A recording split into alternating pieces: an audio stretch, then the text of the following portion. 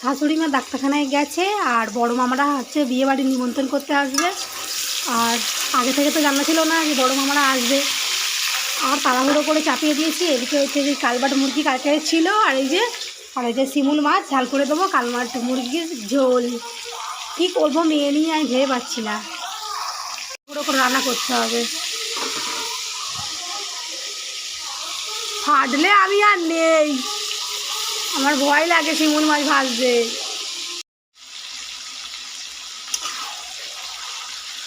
মেয়ে আমার কাঁদছে রে, আমার ভাল লাগে রে,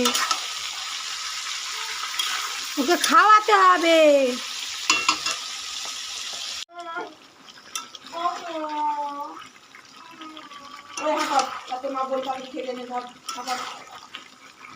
কখন কি করবো আমি ভেবে পাচ্ছি না, উড়ে ছ্যাঁক লাগলো। আমার মেয়েটাকে শুধু একটু খাইয়ে দাও ব্যাস। আমার বর কি সুন্দর করে আলু কেটে দিয়েছে।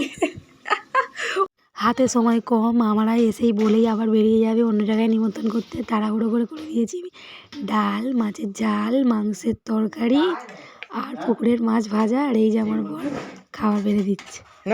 আজকের ভাই আর আমার বর আমাকে খুব অনেক হেল্প করেছে বাবা, তবেও রান্না করতে পেরেছি। যুদ্ধ করে রান্না শেষ হলো, তারপরে মামারা খাওয়া দাওয়া করলো। আর আমার বর এদিকে আবার কচু গাছের মাঠে হয়েছিল, আর হচ্ছে হলুদ, কাঁচা হলুদ শান্তাদার বিয়ের জন্য পাঠাচ্ছে।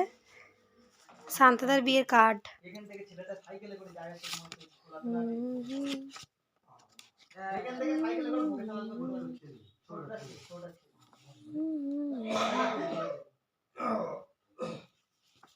প্রত্যেকদিন সাইকেল নিয়ে যায়,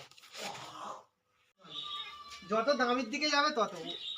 R15 আর ইয়ামা তো এক ইঞ্জিন। যাবে তাহলে কি আওয়াজ হলো গো বাইকে? হাই এত আওয়াজ হচ্ছে কেন? দেখো